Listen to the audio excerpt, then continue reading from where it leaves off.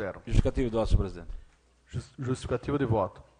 Só para, mais uma vez, lembrar do meu amigo Carlos Gomes, ele que, as histórias que já ouvi, de famílias, não é dele não, famílias dizendo que é grato a ele por essas orientações no passado, e a justificativa e um projeto bem feito desse é que me fez votar favorável. Então, mais uma vez, parabéns ao vereador Robertinho e também ao Carlos Gomes, meu amigo que mora na Vila Sorocabana, que sempre fez esse trabalho.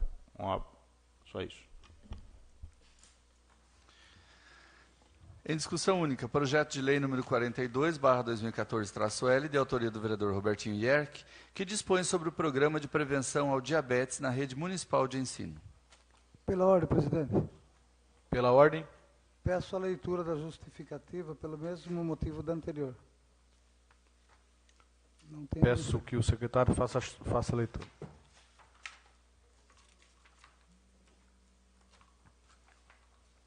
Justificativa.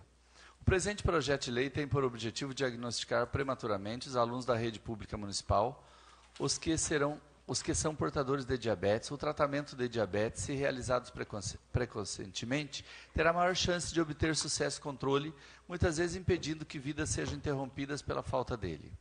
Através do tratamento e alimentação adequados, uma criança poderá levar uma vida normal, como as que não possuam essa doença, o que, sem o cuidado precoce, poderá ser impossível.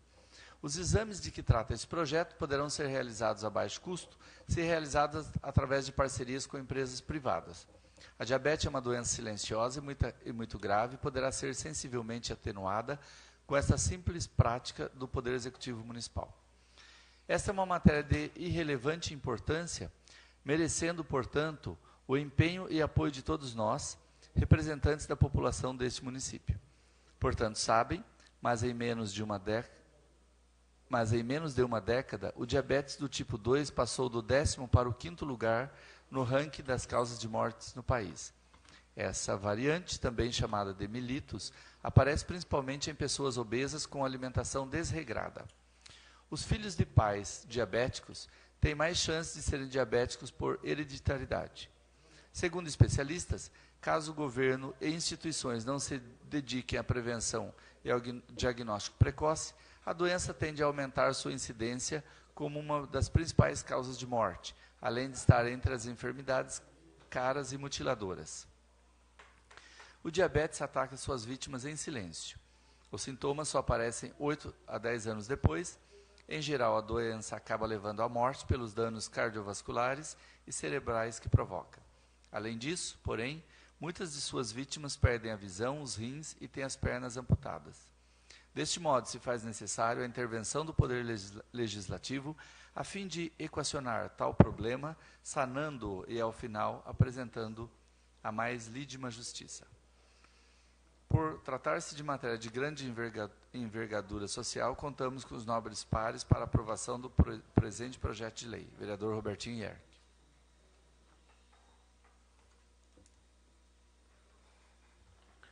Em discussão, projeto de lei número 42/2014-L. Nenhum vereador querendo fazer uso da palavra, passa em votação. Quem for favorável, permaneça como está.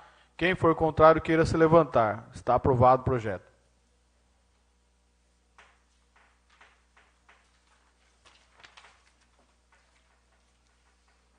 Em discussão única, projeto de lei número 78/2014, de autoria do prefeito, que dispõe sobre a criação do Conselho Municipal de Acompanhamento e Controle Social do Fundo de Manutenção e Desenvolvimento da Educação Básica e de Valorização dos Profissionais da Educação, Conselho do Fundeb. Em discussão, projeto de lei número 78/2014. Com a palavra, senhor presidente. Com a palavra, a vereadora professora Selma. Este é um projeto muito importante, pois o município está aqui adequando o Conselho do Fundeb à Lei Federal 11.494 de 2007 e à Portaria do MEC número 481 de 2013, que tem como fim que a prestação de contas desse fundo seja toda informatizada através da sigla SIGPC, que significa Sistema de Prestação de Contas Online, que vai direto para a FNDE.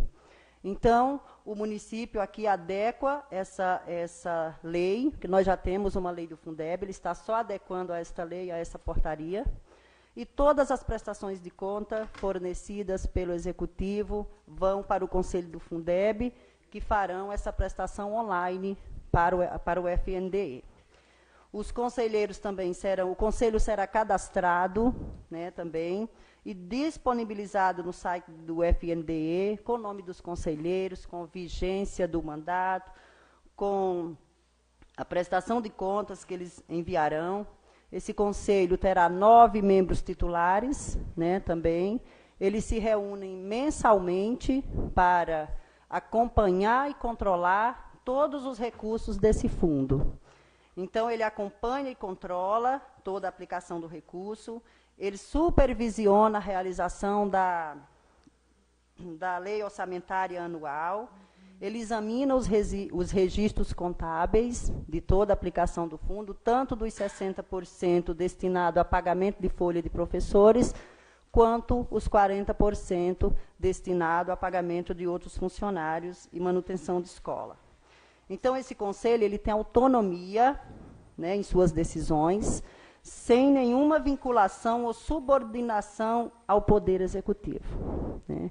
Então, é muito importante. Ele também faz parecer das contas, né, que agora ele começa também. E nós temos aí agora o esforço da Secretaria de Educação em deixar todos os conselhos regulamentados. Hoje nós estamos recebendo do Conselho do Fundeb, iremos receber do Conselho Municipal de Educação e logo mais o plano de carreira. Então, eu vejo aí um esforço muito grande da Secretaria de Educação, do prefeito municipal, em regulamentar tudo isso. Nós sabemos que todos os conselhos são importantes, são fiscalizadores, mas esse aqui, para a educação, ele tem uma prioridade assim essencial. Peço uma parte. Pois não. Vejo que é uma conquista para os professores. Eu prestei atenção na fala da senhora, pode contar com a minha aprovação. A única questão que eu queria fazer um questionamento é como que é feito a eleição desses conselheiros, como que vai proceder? Porque no projeto fala que um é indicado pelo prefeito, 2 são professores, mas como que é feito, como que se constitui? A minha dúvida é esse conselho. E é legal porque traz transparência, é muito bom isso daí. Isso. Né? A luta dos professores é essa, né? O Fundeb, é essa discussão, é a transparência, e pelo que eu vejo aqui vai se formar mesmo um conselho, né, dos professores que trará informações, esse conselho vai trazer informações para toda a classe. Então, eles serão os representantes dos professores no que se diz respeito à Fundeb. O que eu não entendi é como é formado o conselho, como é feita essa eleição só. Tá. Esse conselho ele é formado por vários representantes sociais. Então, tem representantes de professores, tem representantes de pais de alunos, tem representantes dos alunos, né? Então, cada segmento tem um representante. A gente faz eleição entre pares, né? Vai para a escola, então, lá, o professor que estiver interessado, a gente faz uma reunião geral aqui da Secretaria de Educação e faz-se uma eleição entre pares, tá? Então, a Secretaria de Educação, aí ela manda um representante, que tem que ter, o do Executivo tem que ter um representante, aí eles mandam, né? Mas ela é eleito entre pares. Então, ele é um conselho muito atuante, né? Nós temos aí os membros do conselho, eles são atuantes, eles se reúnem mensalmente. Então, esse projeto vem regulamentar muito mais, com muito mais transparência, o nosso Conselho do Fundeb. E peço a aprovação de todos. Obrigada. Continua em discussão. Eu peço a palavra, senhor presidente. Com a palavra, vereadora Déia. É importante o recebimento desse projeto, há muito tempo é aguardado. A Lei Federal 11.494, que criou o Fundeb, ela foi relatada pela professora Yara Bernardi. Então, nós pudemos acompanhar, nós tivemos no município, desde então, muitas reuniões, algumas vezes acompanhadas de professores e diretores, pessoas que estavam interessadas na mudança, até que veio a aprovação dessa lei tão importante. Lembrando sempre que o Fundeb substituiu o Fundef. E foi a partir do Fundeb que nós conseguimos incluir na educação a creche e a educação infantil, porque até então não fazia parte do sistema de ensino. Então, é importantíssimo, porque muitos dos recursos, eles vêm fundo a fundo.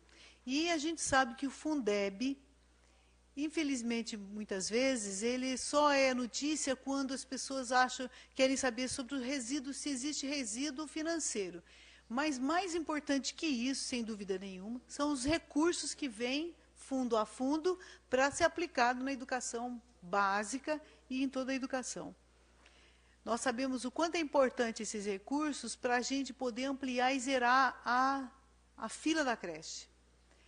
Nós tivemos significativo aumento de vagas entre 2013 e 2014, mas nós temos ainda uma tarefa no município de zerar, né?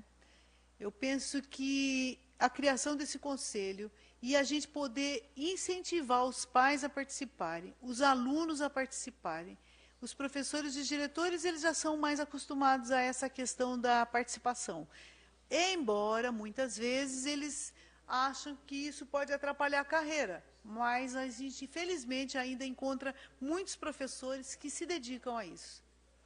E eu queria só falar da importância do artigo, se eu não estiver enganada, do 17º, que é onde protege o participante do conselho de ser exonerado diante de certos casos, que daí dá uma segurança a mais para o conselheiro. Isso é importante e está aqui. Então, eu penso que a gente tem que aprovar, e o mais importante, nós temos que divulgar, porque muitas vezes a gente acha que aprovando a lei, as pessoas já têm conhecimento. E não é isso, a gente vai ter mesmo que divulgar, porque a importância da participação dos pais nesse processo e dos alunos, que é mais difícil. Mas eu penso que os alunos, à medida que eles começam a participar, é importante porque eles se abrem para uma série de coisas que acontecem no município. E é isso que a gente quer, formar cidadãos. Então, incentivar os pais, divulgar que já virou lei e falar principalmente para os pares dessa proteção que o artigo, se não me engano, o 17º dá para a questão de exoneração, porque às vezes as pessoas acham que a participação delas vai fazer com que elas sejam prejudicadas em um momento ou outro. E não é isso. Apesar de não ser um serviço remunerado, é de relevância e tem que ser protegido, evidentemente. Eu aprovo, sem dúvida nenhuma. Continue a discussão. Pela ordem, senhor presidente. Pela ordem. Peço a votação nominal do projeto. Continue a discussão. Com a palavra, presidente. Com a palavra o vereador Robertinho Erck.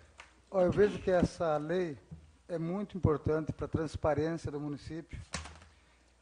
Dentre os outros capítulos, eu vejo que o capítulo 5 tem uma importância muito grande, das competências do Conselho do Fundeb. O artigo 11 diz, entre 5 incisos, são 3 que eu vejo os mais relevantes. Acompanhar e controlar a repartição, transferência e aplicação dos recursos. O terceiro, examinar os registros contábeis, demonstrativos e a parte de contabilidade. E o 4, emitir parecer sobre as prestações de contas dos recursos do fundo. Bom, a importância disso é extremamente grande. O que não me satisfaz é exatamente no começo, onde... Deixa eu só achar aqui. O tipo de constituição do Conselho, não ficou claro para mim. No artigo 2, ele diz que 2 representantes do Poder Executivo, sendo que um é secretário. O outro é um representante dos professores da educação básica. O outro é um representante dos diretores das escolas básicas.